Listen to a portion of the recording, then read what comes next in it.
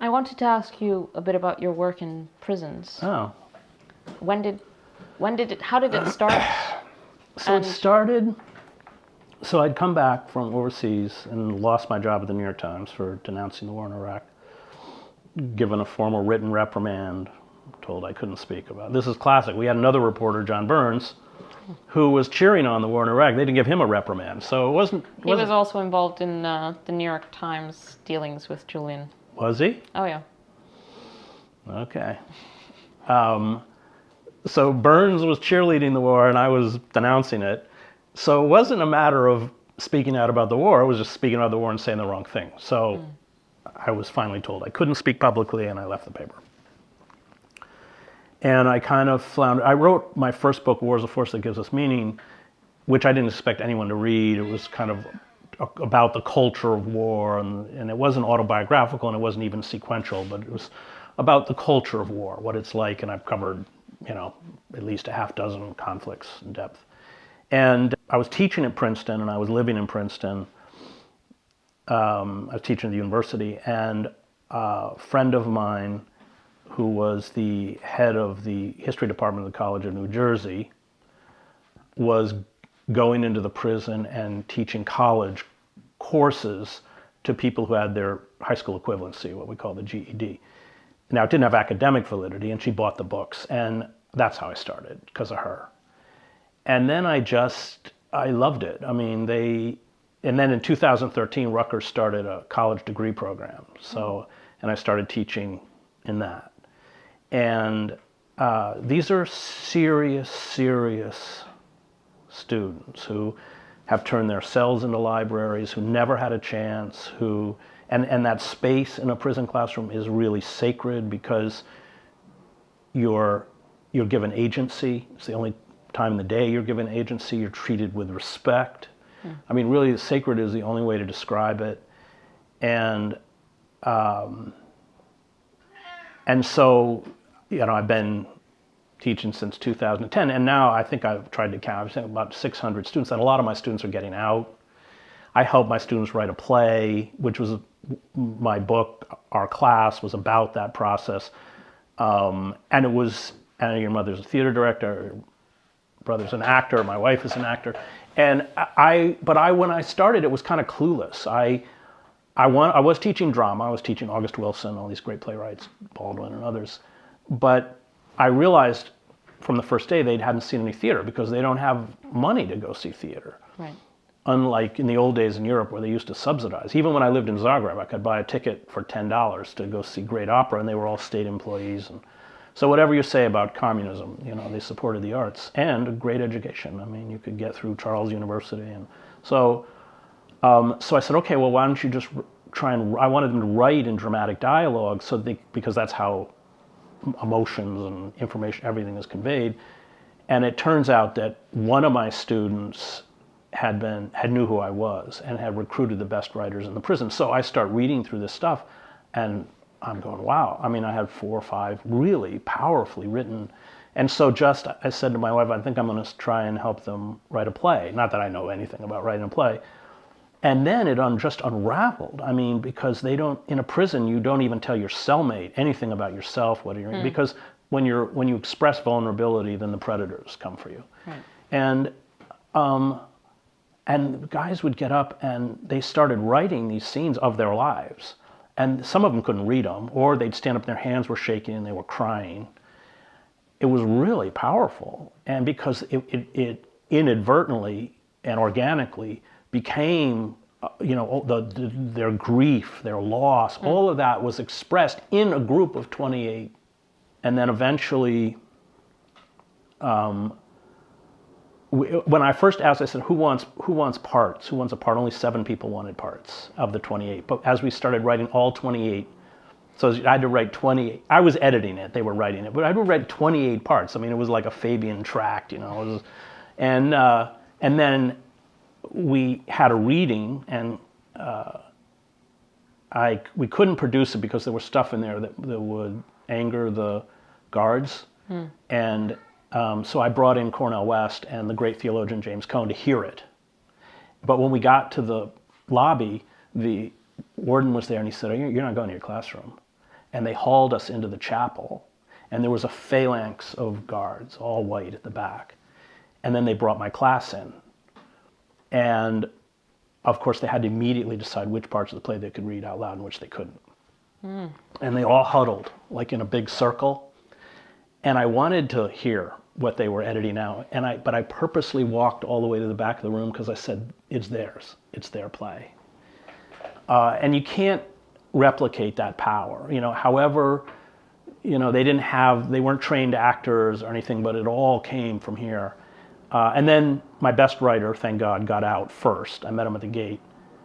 And we worked with a great director, Jeff Wise in New York, who workshopped it. And we had to reduce those parts back to 7 parts. And then it was produced by the theater in Trenton, New Jersey, and was sold out every night for a month. And then we had one night for the families. And that was, an amazing experience. So all of these families, some of whom had driven hours to get there. And about 4 months into the play, I hear people begin to cry. And they just wept through the whole play.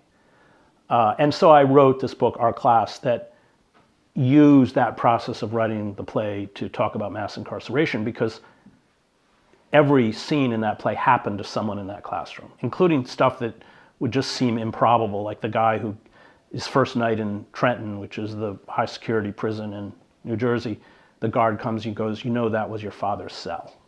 Yeah, stuff like that. You can, Jesus. Yeah. Or I said once to I said, okay, we were working on scenes. I said, we need to get a dialogue between the son and the mother. And then a student comes up to me after class and goes, well, what if we're a product of rape? And I said, well, that's what you got to write, Timmy. So he couldn't read it, actually. And it was written into the play. And when we produced the play and he did read it, he immediately went off stage. And I said, where's Timmy? Where's Timmy? And I found him in the corner of the bathroom just shaking and sobbing.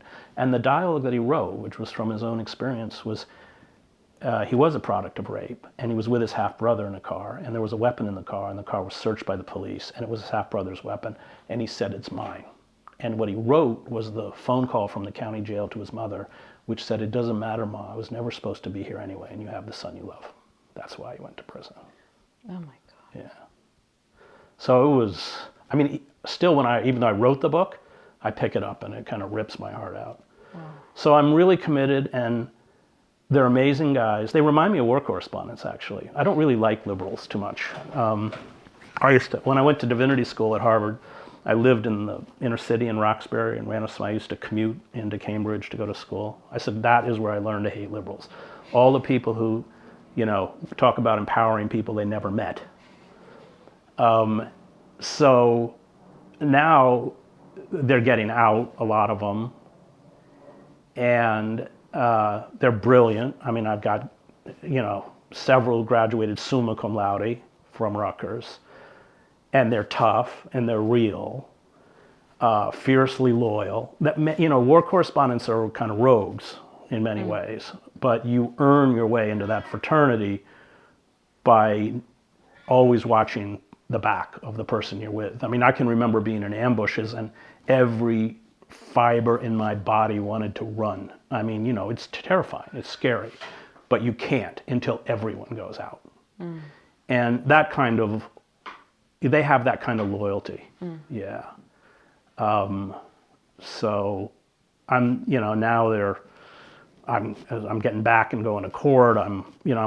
As they get out, because it's so hard to get work, and you just get, involved in their lives, and I know their mothers and their kids, and so. So was this a specific prison with a management that thought this was a good idea, or? No, that's interesting. So the prison rights advocates organized to pass a law in New Jersey that said that if secondary education was provided, the prisons had to create a space for it. And so Rutgers, they raise several $1 million a year, but it's actually an entity within Rutgers, but it's not Rutgers.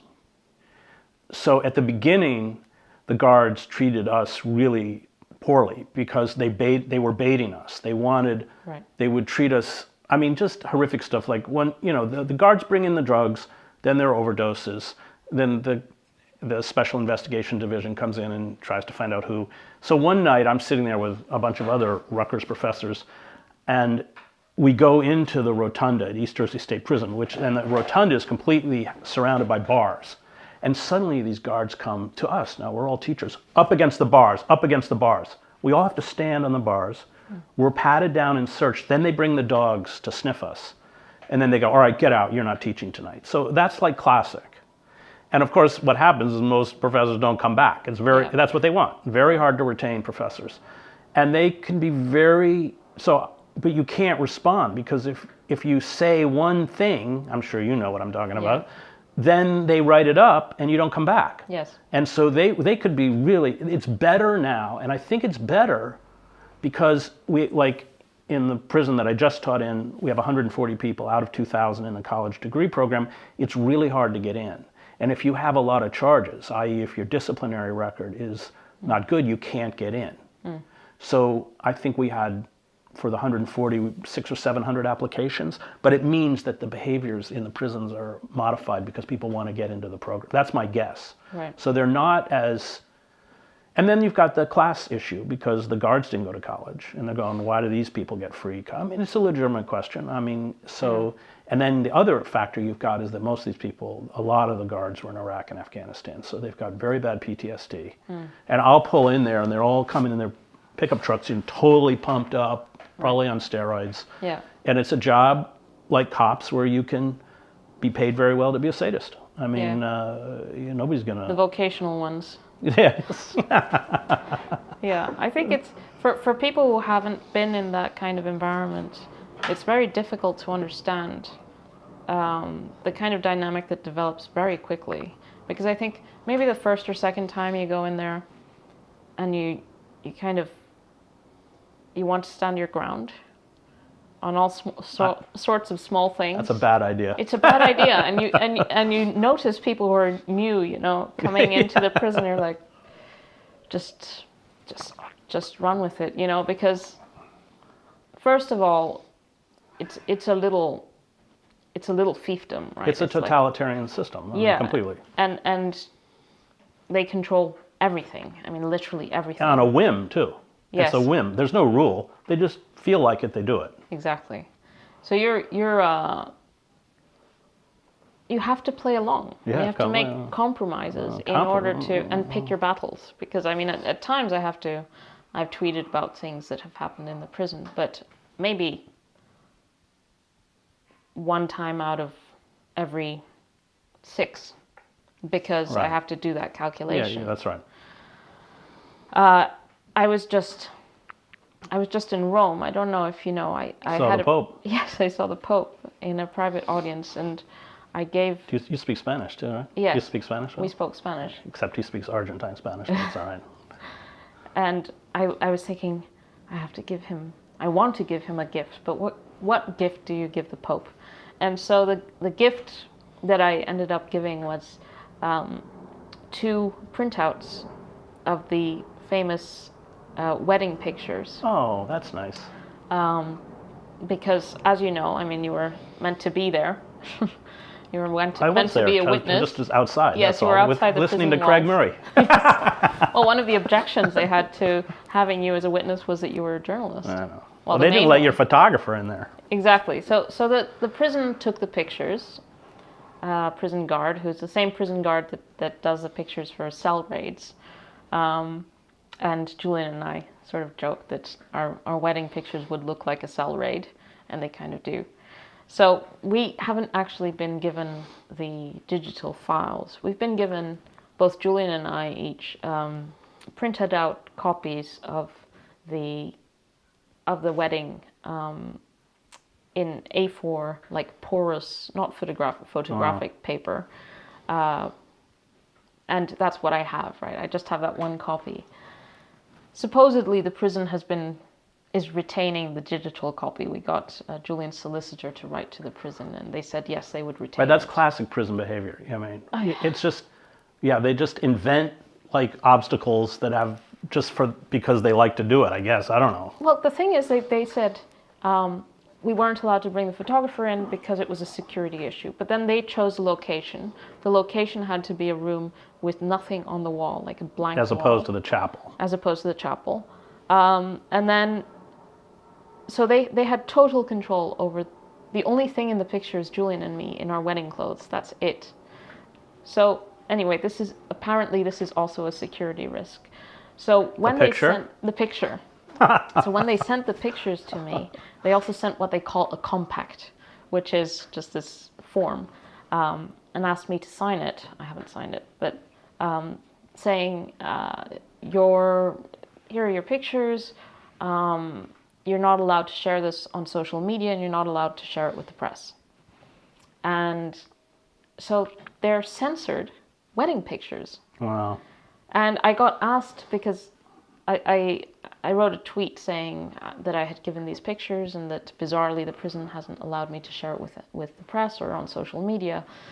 And then I was reading the comments and they said, well, why don't you do it anyway? And that's I mean, it's a logical question, but it's also if your loved one, if someone is inside the prison, they're exposed to all sorts of difficulty. They're exposed to retribution, and they're always looking for ways to keep you out. Right. So I have, unfortunately, I mean, do you know the old character from the movies in America, Step and Fetch It from the 30s? It's this horrible black stereotype, where Step and Fetch It, he's every black stereotype racist stereotype you could want, where he doesn't want to work and he's completely obsequious to white people and awful. But that's what I feel like in the prison. And it's not my nature and it's not yours, but you got to swallow it because I got to get in there for my students.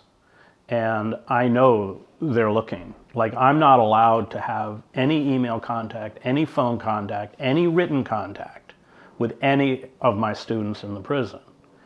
And I don't violate that rule because they monitor it. And I know the first time I would send an email, that's a hard and fast rule. And they don't like me there. I mean, they've tried twice not to give me credentials. Fortunately, I mean, one of the times I was teaching at the University of Princeton, and I got the president to call the commissioner. So, I mean, I could play that white privilege power game that got me back in, but they don't like me in there. Yeah. So that's what people don't get. Yeah, and I think the other thing that people don't get is that when you have someone you love in prison, to a certain extent, your family is incarcerated as well. Yes. I mean, that's hard to describe to people, but just the fact your children have to go to a prison, they have to see that. What mother wants their children to see that naked face of the police state? I mean, and then you ask questions, and then there's, of course, one of the reasons I'm so fiercely against mass incarceration is what it does to families. And in the States, they jack up, it's all privatized. I don't know if it's like the same here. So the phone rates are really high. Yes. And so and the only way that an incarcerated parent can communicate with their children is over the phone. And they're gouging them. I mean, we're talking about the poorest of the poor. I mean, people really struggling, and it's $15 for 15 minutes. Yeah. And the people who run this, I just did a protest at Princeton Theological Seminary because the owner or the guy who owns, it used to be Global Tel-Link, and they've said, of the prison phones, who's worth, I don't know, $10 billion. I'm not making that up. I mean, he's the chairman of the trustee board of the seminary. Yeah. And so, again, it gets into how corrupt how wedded the institutions are.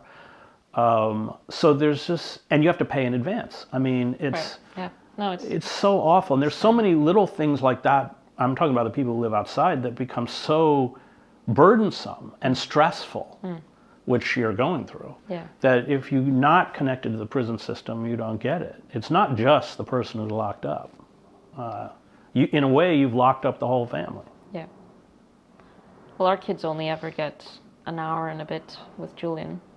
And there's something called Family Day, which we've never experienced because Julian is never on the list of favorite prisoners.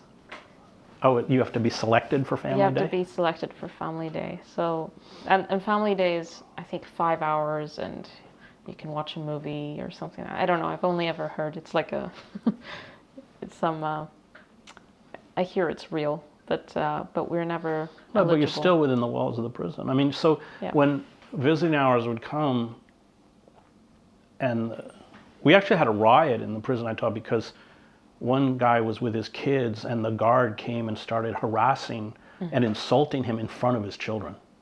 Right. And he got up and he said out loud to the other prisoners, "This guy is disrespecting me in front of my kids." There was a riot. Everyone started fighting. But what they do in that prison is that, you know, they stop the visit and you got to move immediately. And they put all of the prisoners on one side and they put all of the families, including the children, on the other. And then they pull a curtain like this. And then it's strip searched. All the men are strip searched. And that in and of itself, and that's why, and then they will also harass the families who come to visit. So you can wait for hours. There's no bathroom.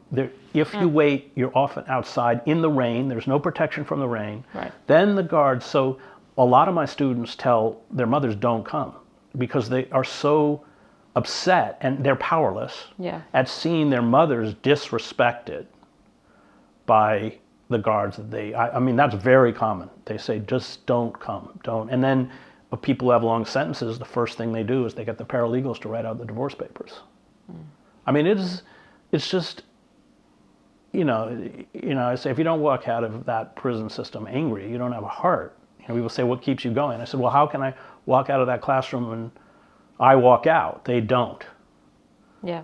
But and Julian's detention conditions are probably even worse. I mean, they are worse, I think, than my students. I mean, let's be clear. I mean, you know, what you're doing is torturing, solitary confinement. I had a student, he had a cell phone sold to him by a guard. They catch it and they throw him in solitary for a year. I mean, he graduated summa cum laude. He's out now. He's working as a community organizer. But if you go back to that year, he's never gotten over that trauma. Yeah. Yeah. And we know from just, you know, studies, 6 days in solitary confinement will start to really mess your head up. So these are systems designed to torture, which is, of course, what they're doing to Julian. But it's not just Julian. I think Julian probably gets it worse than they do. In the supermax prisons, though, they won't put the college degree program in the supermax prison in the state of New Jersey because, in the words of the warden, it's a waste of time because they're all going to die in here anyway. That's a quote. So I was just buying the books and going in and teaching a course like I had done before, the college program. And I taught, you know, these things like teaching Shakespeare in prison. Then all these academics write books about how it changed their lives. Well, I've taught Shakespeare in prison, and it's good for them, but it didn't change their life. I think they couldn't wait to finish. But I did. I taught Lear, a close read of Lear. Okay. That was a whole course, line by line. And I wish I'd taped it because I'd have them do summaries, you know, of like, so yeah, Lear, he's got like his posse and like his two bitches, and you know, it was hilarious, you know, it was hilarious. But we got to Gloucester's suicide, and it turns out a third of my class had tried to kill themselves. A third. And that's supermax. I mean, there's no rec time, they can't lift weights, they will go 4 or 5 days without getting out to the yard. It's and the mood in that prison or that classroom is unlike any other. I teach mostly in maximum security prisons, supermax. It's unlike any. And of course, Julian's held under these, you know, same kind of conditions. I mean, he eats in his cell, right? He eats in his cell. Yeah. And these things become kind of, it's very disturbing how this, I think as you're exposed to it and as time goes by, you see, I saw this in myself. I kind of had this moment of objectivity at one point when we were getting our what's it called, the bureaucratic step you have to do before getting married. You get the registrar to come, and so the registrar came to the prison, had to have us both present, and so on. So this was in a different room to where we usually meet, which is this big hall. It was where the legal meetings take place, and they're small small rooms with a table and some chairs. And I came out of this meeting feeling so fortunate for having spent an hour and a half with Julian in a different space. And it's very disturbing how you kind of assimilate the restrictions. And normal was in the visits hall, and just being with Julian in this different room was, I felt like I had been really fortunate. That's what prison does. Yeah. It reduces you. Well, I mean, look, it's a form. It's bondage. It's a form of slavery, really. Yeah. And it reduces you to rejoicing in these, in the, you know, in the broader context, insignificant privileges that the master grants you. Yes. Yes. Have you tried to get into, or have you been in ADX Florence? No, it's really hard to get in. Okay. So this is a prison that Julian will likely be taken to if he's... Yeah, I mean, so I've been in Marion to visit Daniel Hale, and he's in the MCU, which replicates, if Julian's extradited, the conditions he'll be held under. And yeah, I mean, it's like when I was visiting with Daniel, so I couldn't, it was behind plexiglass. Now let's remember, this is a guy who never committed a violent crime in his life, like Julian, ever, you know, and so it was me and him talking, and the guards were recording, and I could hear in the other room, because they turned the volume up, I could hear our conversation, being recorded, that they were playing. And that, of course, is, you know, Baritza's a pretty repugnant figure, but she did recognize the savagery of the American prison system, to her credit. Yes. And it is savage, having been in it. And it's really savage, So. Has any documentary crew followed you into the prison? They won't allow it. There's no electronics in the prison. You can't do that. Well, not in Belmarsh either, but then you have some TV programs about Belmarsh that make Belmarsh look good. Or what my students hate is these shows like Real Prison or whatever it's called, where they're all animals, you know. So you can get TV, but you know, they're not going to film 2 hours of us discussing James Baldwin. That make really good TV. And that's what all my experience in prison is. Yeah. And so I love this. I love those students, and they come to my house now, and you know, they're just amazing human beings. And I spend a lot of time trying to get them jobs, and which is hard. But they're really remarkable. I mean, to end up where they have ended up. I mean, very few of us could have gone through what they went through and ended up where they end up. Right. They are really remarkable people.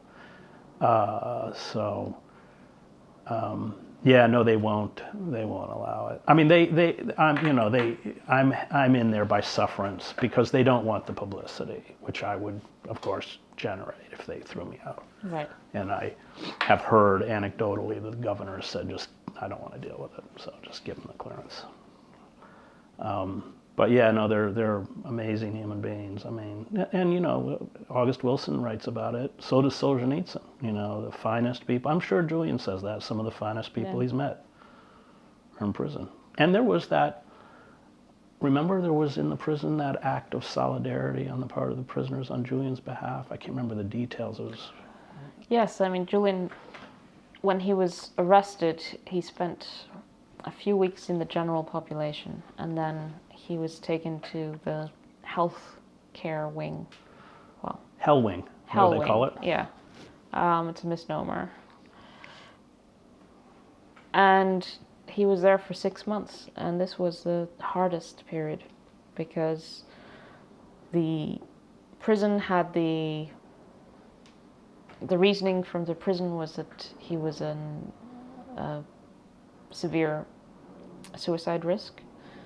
They had found him that he had hidden a razor in his cell, and he was kept in this health wing for 6 months. And you can just imagine in a prison like Belmarsh, where you have about 750 prisoners, the health wing is maybe a dozen little, probably about a dozen prisoners. You have the acutely suicidal, the prisoners who are dying, and then people who are having some kind of mental health episode, and that's who you find there. So, and they're kept in isolation from each other. So when he would be let into the yard, that's who he would find, and he was extremely, isolated during that period.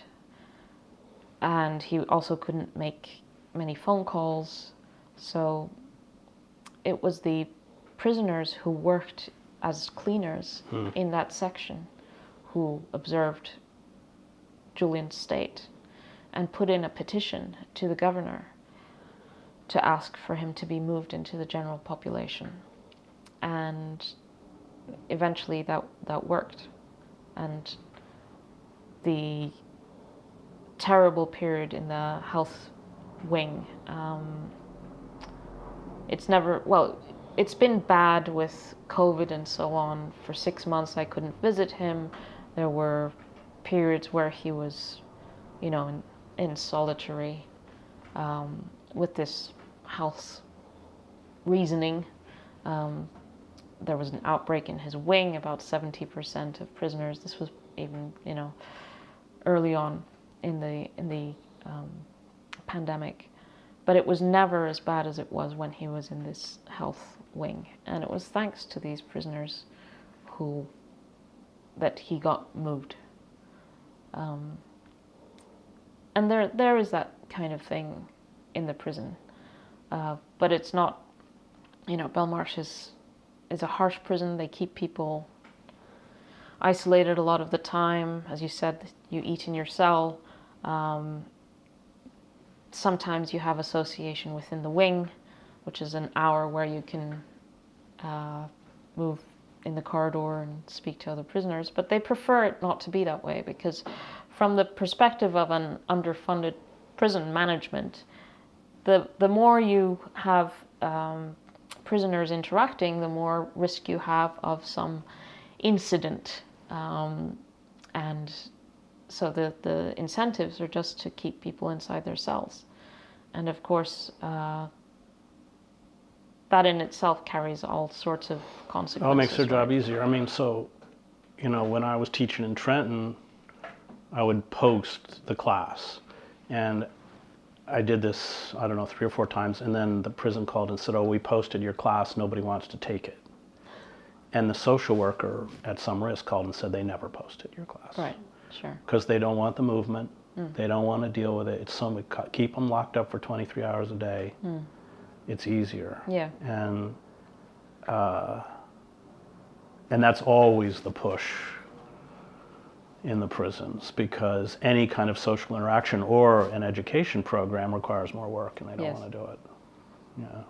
Well, it's all people are used to seeing these prison break and these TV programs where everyone's in this mess, like mess. Do you call it? Mess hall, yeah. Mess hall. Mess. People interacting, and for most of the time, it's nothing like that. At least in Belmarsh. It's the exception to the rule is that you're out of your cell. So in a supermax prison, you don't get that. In a maximum security prison, you will get a mess and a yard and all that kind of stuff. Right. You have sections of the prison, management control units, or what they call the hole, where just isolation. So you have sections in the prison where people are under those conditions. But yeah, we did. But he's of course held in a very high security prison, so that's typical for how they operate. And it really the the end is to keep them locked in their cells almost all the time. That's how they cope with it. Yeah. And I don't know, what does he get, 23 hours a day in the cell? Let's see.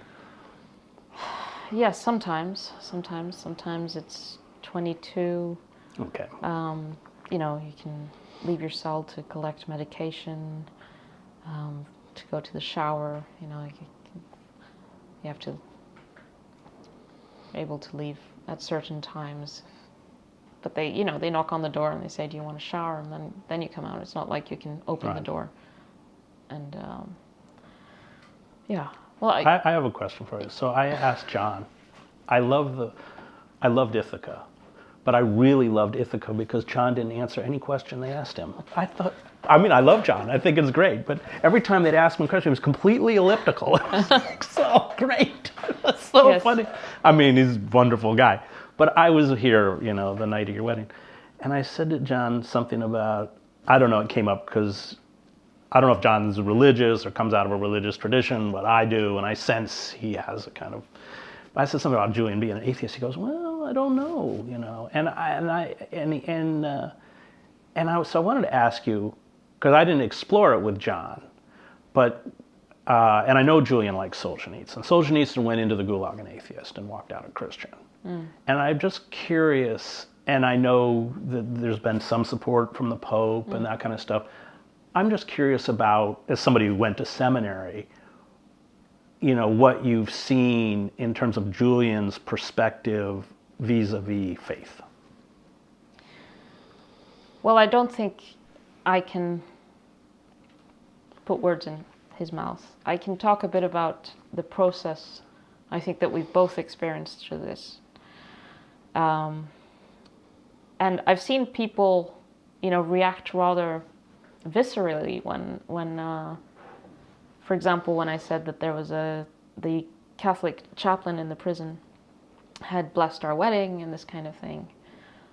And people project a lot of things. Okay, I want to run a story because I remember you telling me, and I thought it was great. This, for me, elevated this Catholic chaplain. Was it like you're not allowed to hug, but he kept saying, "Now you can kiss the bride.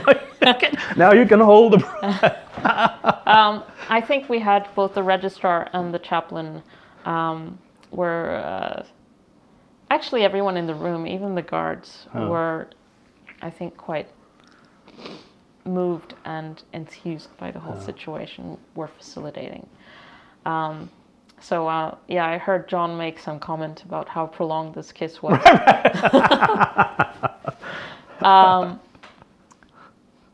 But I think you can't go through something like this without going through some process of becoming quite spiritual. And I've gone through, I think, a process of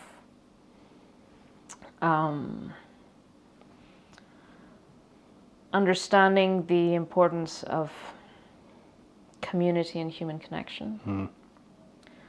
And I think it's something that I'm constantly striving to understand, in this kind of trying to make sense of what is happening and how you're supposed to, how you can go forward, when you have this complete cruelty being.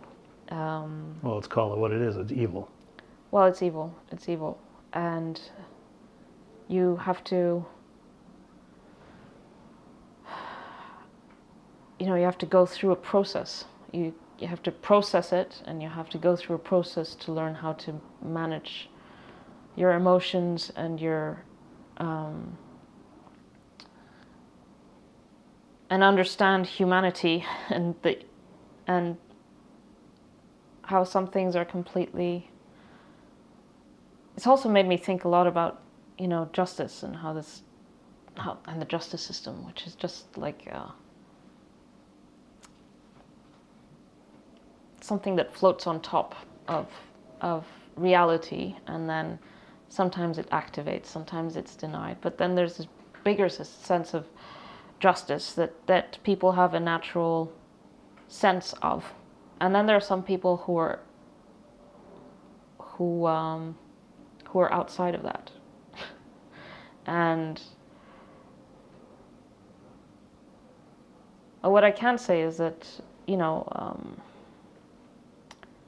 inside the prison, the structure of the chaplaincy provides a place for humanity, for connection, for in this brutal environment. And so in whatever way I don't know how Julian would describe it, but I know that he's found support within that structure. And so have I. Well, because it's stripped down to an existential battle. And every time you walk into that prison with your kids, it's the forces of life confronting, in a very palpable sense, the forces of death. I certainly experienced that in war. So palpable that I could feel it. And these are non-rational, they're not irrational, but non-rational forces that go into, I think artists, you come out of an artistic family, deal with it. I think religious thinkers, the best ones, deal with it. But those forces go into making a complete life, and yet we can't measure them. And because of where Julian is, and because of where you are, and because of what you bring, which is really life, sustenance, eros, love. And you bring it into a space where everything is conspiring to crush love and compassion and empathy. That is an existential experience that I think, and I see it in my students in the prison, forces them to begin to ask questions that in a protected environment or, an environment outside of that starkness, you don't ask. And that's why I love Solzhenitsyn. I taught the Gulag Archipelago in the prison last fall, all 3 volumes. And I'm a Nazi. I would quiz them to make sure they did the reading. But that is the Gulag Archipelago. It is about his spiritual journey. Yeah.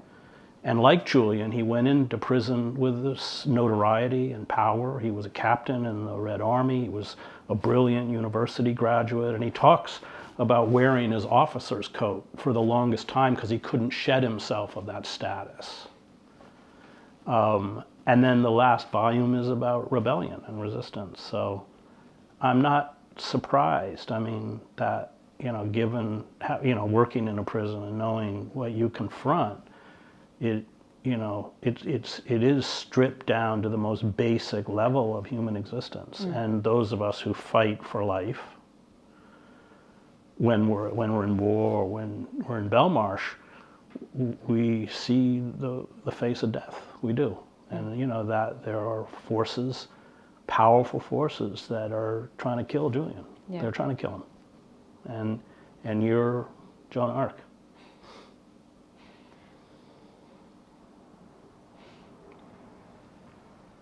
I don't know if we can finish on that note. Sure, we can. Thanks, Chris. It's been a pleasure. Yeah. I'm going to cry too. So.